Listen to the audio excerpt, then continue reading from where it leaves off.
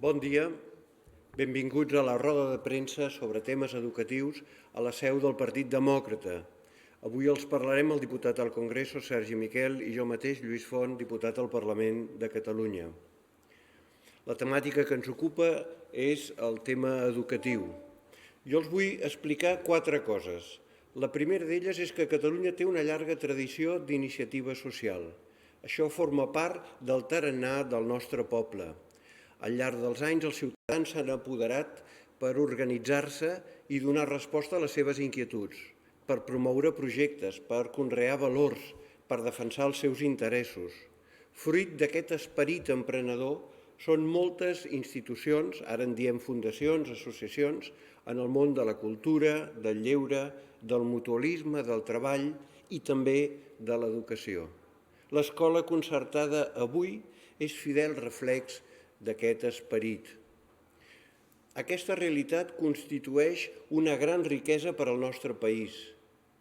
De fet, la societat del benestar, fonamental per preservar els drets i les llibertats dels ciutadans, té en l'Estat, en l'administració pública, el pilar fonamental, el motor.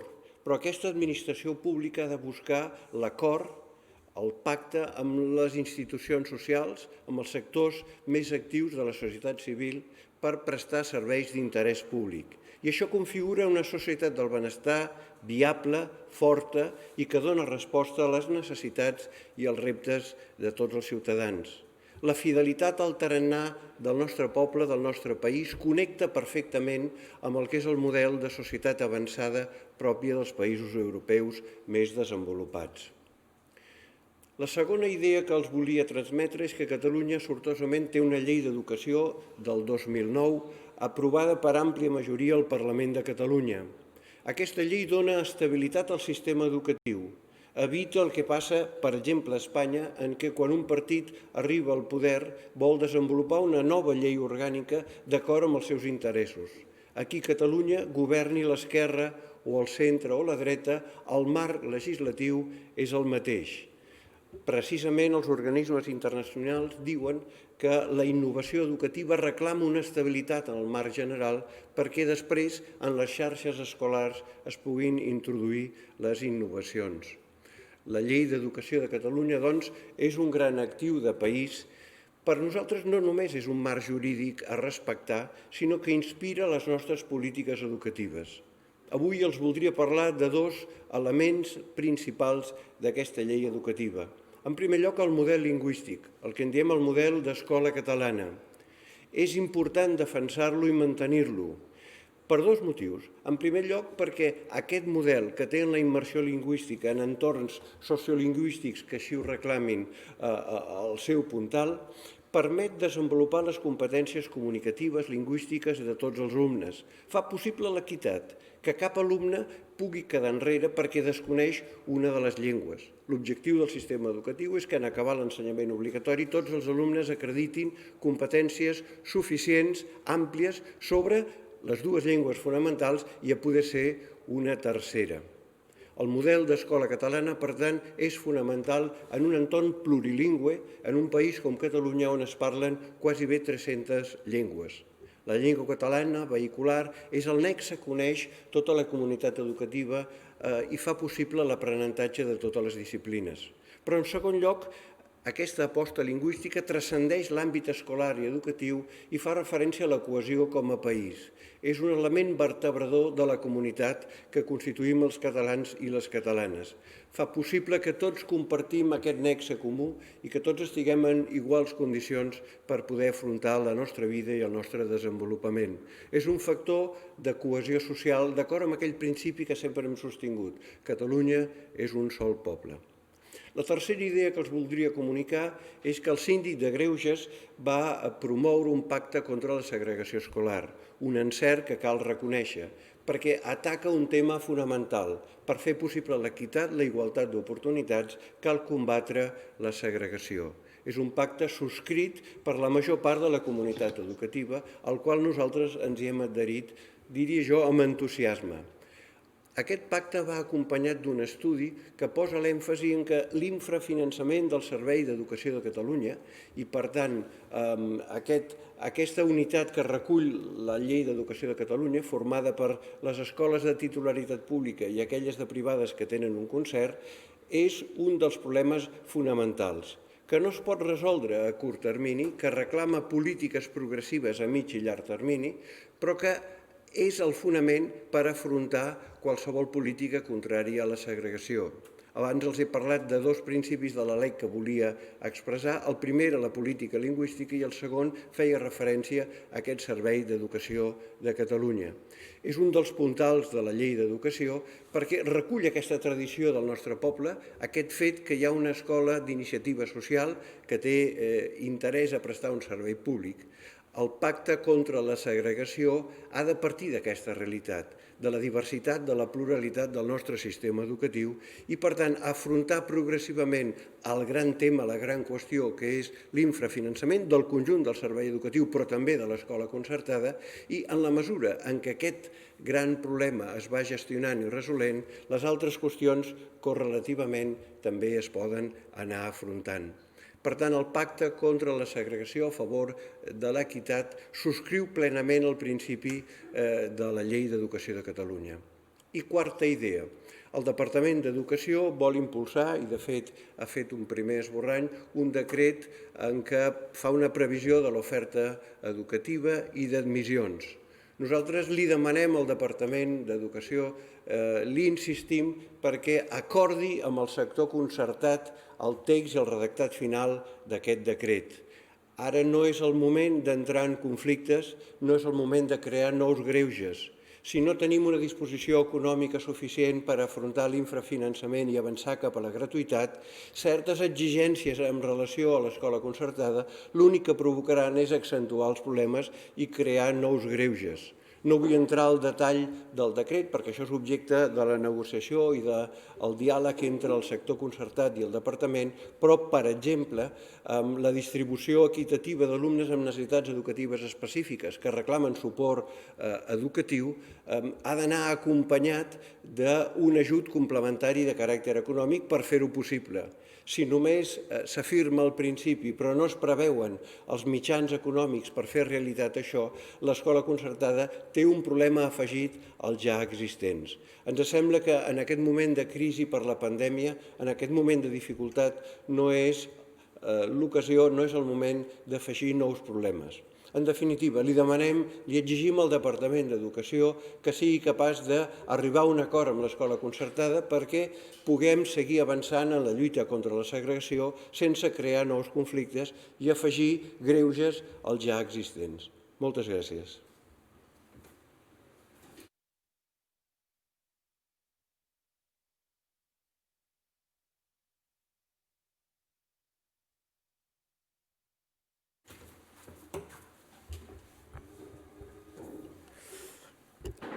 Bé, bon dia.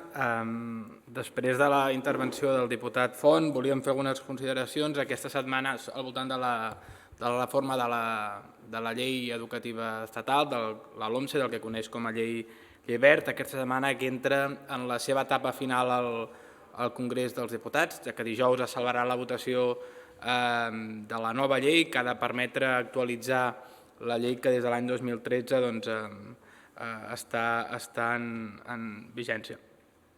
Sobre el desmantellament o el que havia de ser el desmantellament de la llei Wert, nosaltres, just després de la moció de censura, a l'estiu de l'any 2018, ens vam posicionar al costat del nou executiu liderat pel president Sánchez per derogar la LOMCE. La ministra va decidir fer-ho en un escenari a dos temps. En el primer temps va vincular-ho amb una derogació expressa en uns articulats molt concrets que tenien a veure sobretot amb les ràtios i, per tant, com que consideràvem que aquella mesura, aquella reforma express facilitava i millorava la qualitat educativa també dels centres educatius a Catalunya, la vàrem celebrar, la vàrem votar i la vàrem treballar al costat del govern perquè fos una realitat. Sobre el segon bloc, que la ministra s'havia compromès a treballar aquella mateixa legislatura, ha hagut d'esperar uns 2 anys per la situació d'excepcionalitat que ha viscut l'estat espanyol i la convocatòria electoral doble que ha dilatat els terminis previstos inicialment i que ens porten avui, a novembre del 2020, a celebrar aquesta votació d'aquí 48 hores al Congrés dels Diputats per encarar aquesta etapa final d'aquesta derogació. Nosaltres considerem, i de fet així ens vam comprometre a fer-ho, i així s'havia compromès a fer-ho també els dos partits del govern espanyol en el seu pacte de govern, a desmantellar, a derogar la LOMCE, que es coneix com a llei Wert. Creiem que la derogació d'aquesta llei i tornar a l'escenari previ de l'any 2006 amb una llei que era molt més favorable i molt més sensible a la realitat catalana era un escenari òptim. En tot cas, davant la possibilitat de derogar-la o d'evolucionar-la, el govern ha triat l'opció d'evolucionar la LOMCE cap a un camí que, si bé creiem que és bo en algunes consideracions tècniques o pedagògiques, sí que creiem que complica o que no acaba de blindar com a nosaltres ens agradaria o com considerem que hauria de fer una llei educativa estatal al model educatiu català. I és per això que volem mostrar les nostres reserves o els nostres matisos sobre el text que dijous que ve es votarà al Congrés.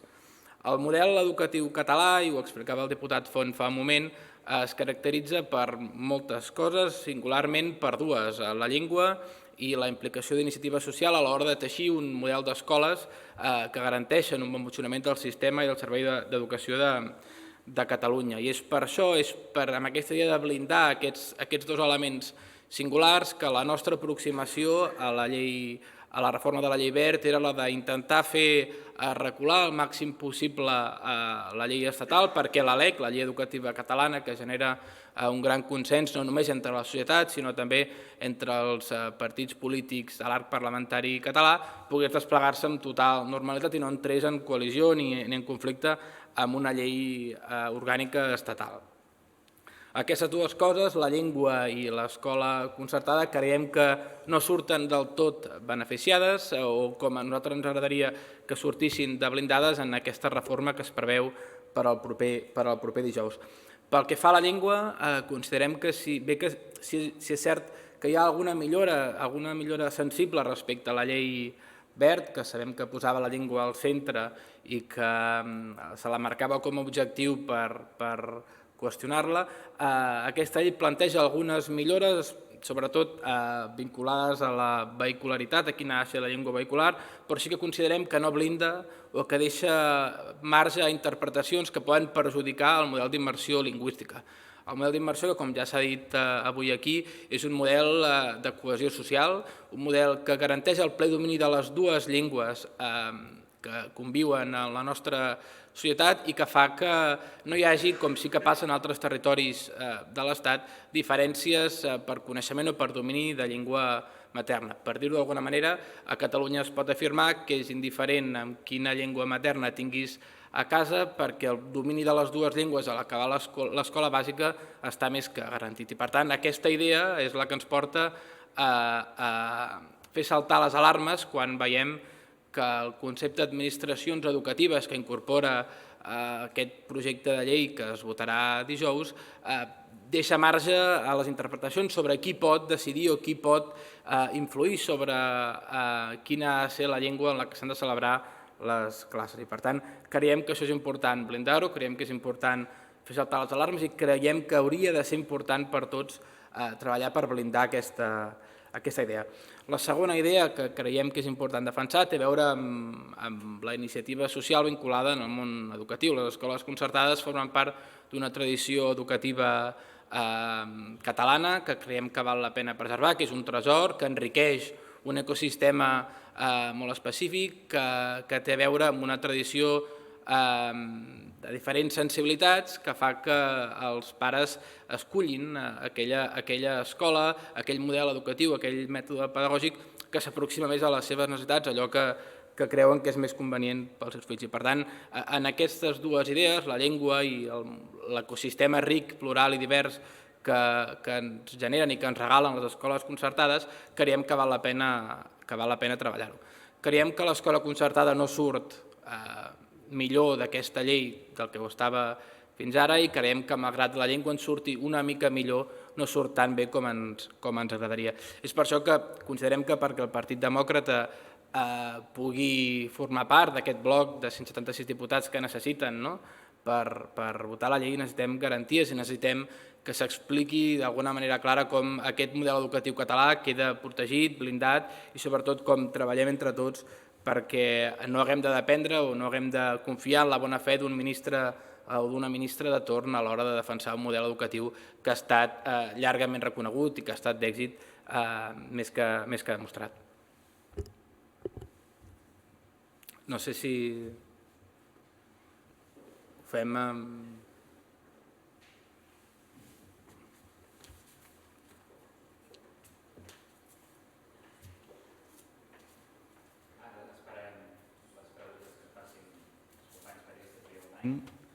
Això sempre porta uns segonets.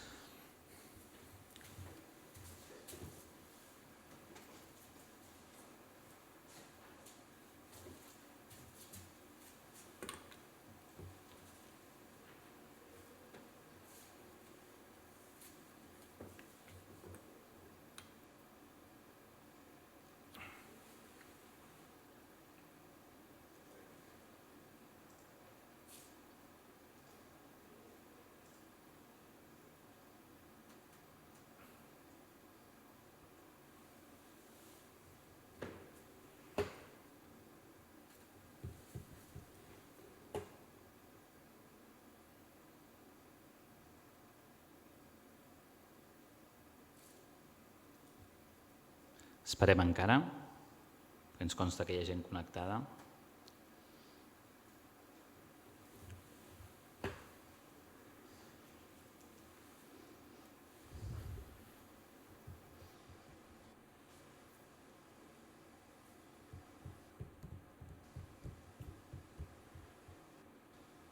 Si tenim una pregunta de l'agència F, d'Àlex Cubero, que està escrivint.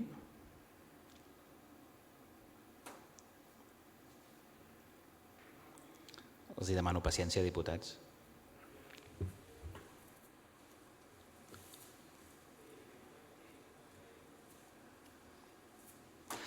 Com valora el Partit Demòcrata els canvis a la cúpula de la Conselleria de Treball en les últimes hores?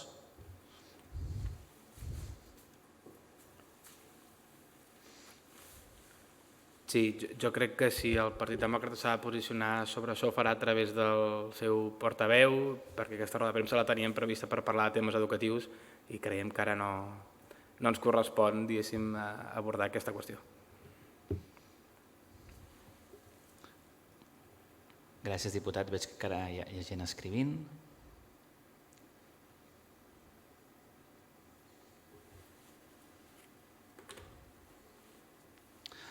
Núria Pujades, de la cadena SER.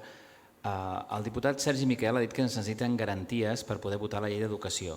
Quines serien aquestes garanties? I sobre les esmenes parcials als pressupostos generals de l'Estat, ens podria avançar en quines línies? Gràcies.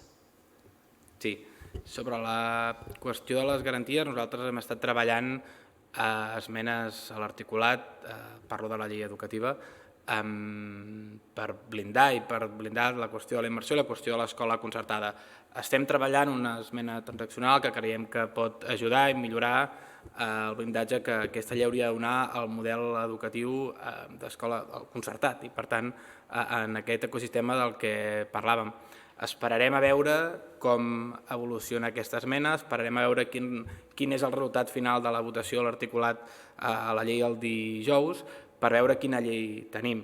Jo el que volia deixar clar és que la derogació de la LOMCE, que és una cosa que compartim i que celebrem, no pot venir acompanyada ni d'un xec en blanc ni de celebració de qualsevol llei que vingui a substituir-la. Per tant, el que necessitem veure és quin és el redactat final que tenim d'aquest projecte de llei, què diuen cada un dels àmbits que per nosaltres són importants i aleshores, quan tinguem i coneixem el redactat final de la llei, valorarem i decidirem quina és la posició respecte a la llei. El text no està tancat, va sortir divendres de la comissió, però encara hi ha marge per esmenar-lo fins al dijous abans de la votació i, per tant, quan arribi el moment de votar el text final i llegim i analitzem els pros i els contres de cada una de les qüestions, com hem dit, la llei incorpora des d'un punt de vista pedagògic moltes millores que celebrem i que que creiem que són necessàries i que, per tant, haurem de posar en la balança totes aquelles millores d'aquesta llei respecte a la llei Wert i quines coses que ens agradaria que aquesta llei arribés a fer i no fa, doncs ens hem d'acceptar-les. Per tant, quan veiem el text final de tot l'articulat, que el sabrem dijous, podrem valorar quina és la nostra posició respecte a la llei i calibrar els pros i els contres. Sobre les esmenes dels pressupostos, doncs avui acaba el termini per presentar esmenes als pressupostos generals de l'Estat i no és per fugir d'estudi, però serà el diputat Bel, que és el portaveu de pressupostos, qui avançarà i qui anunciarà com hem encarat des del grup parlamentari, els 4 diputats del Partit Demòcrata, aquesta negociació als pressupostos generals de l'Estat, que, igual que aquesta llei educativa, creiem que no són del tot bons per Catalunya, però que treballarem per millorar-los i perquè siguin una millora substancial per tots els ciutadans de Catalunya. En Bernat Vilaró, de l'Agència Catalana de Notícies, seguint amb la pregunta anterior, vostès confien que les seves peticions siguin ateses pel govern espanyol i que, per tant, puguin donar suport als pressupostos generals de l'Estat? Doncs nosaltres hi anem amb tota la bona intenció del món i anem perquè algunes demarcacions, com ja vam denunciar fa un parell d'anys de Catalunya, eren les més maltractades pels pressupostos del 2018 i per tant creiem que això no es pot tornar a repetir, que és injust que els ciutadans de Catalunya visquem aquest greuge i que és necessari que aquesta situació es capgiri.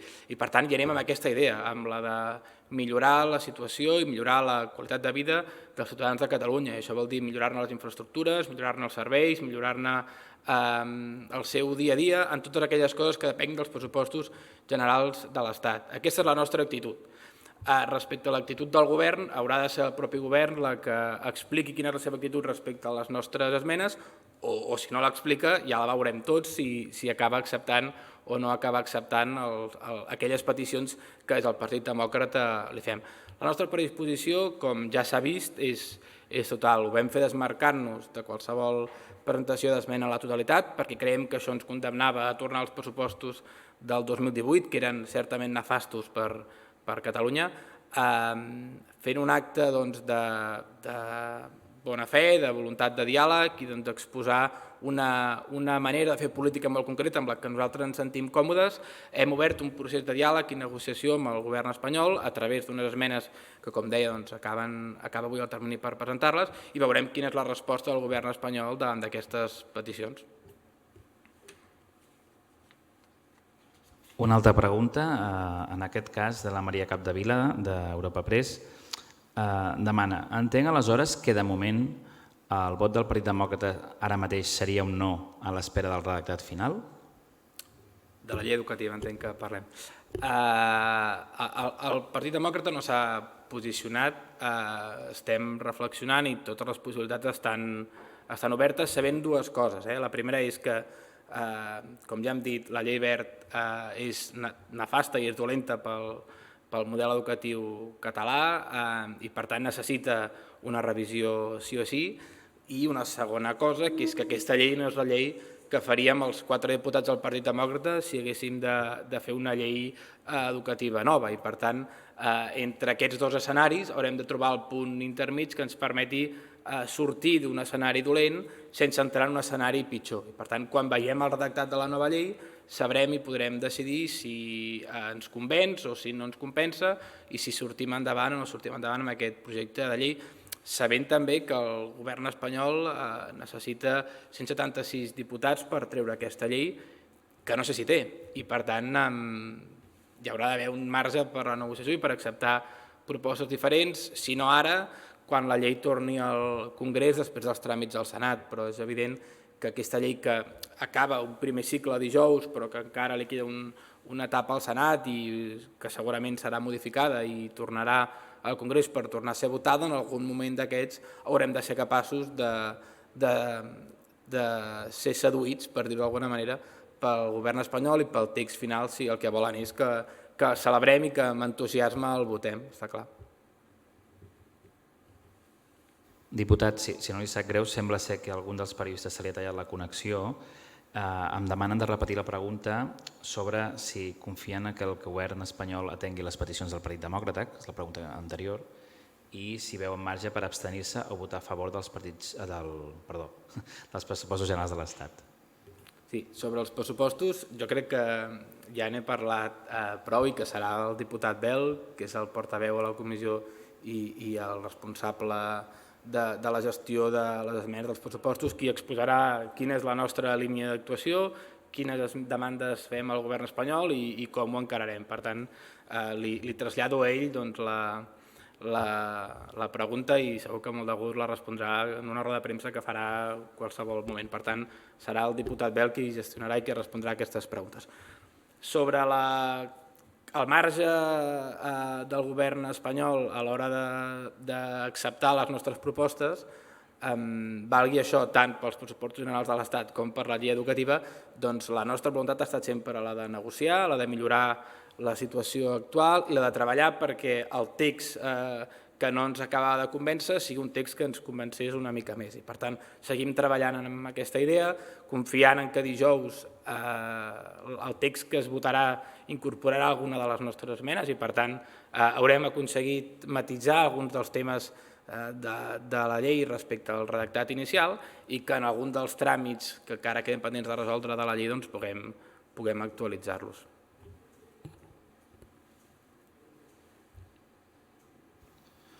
Doncs, diputats, sembla que no hi ha més preguntes. Moltes gràcies. Gràcies als companys periodistes que heu seguit la roda de premsa. Gràcies.